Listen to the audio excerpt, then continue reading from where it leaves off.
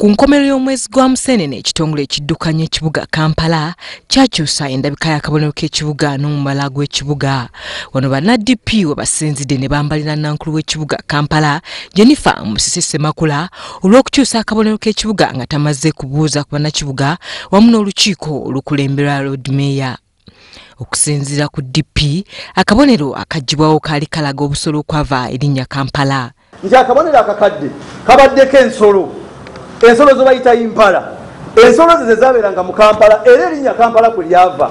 Mbabali agamba nti ne bwe banaakyusa akabonero k'ekibuga nga tebalwanyisizza emize mibi naddala obubbi n'okusindikiza abantu tekigenda kukyusa kibuga. N'olwekyo eggwanga lyetaaga ebyafaayo byalyo oba bibi oba birungi.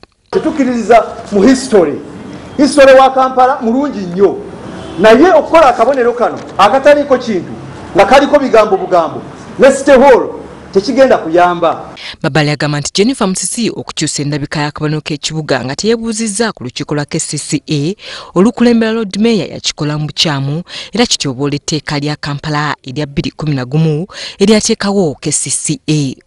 Harriet Namkasa, Zamzam Seraj, WBS TV, Kampala.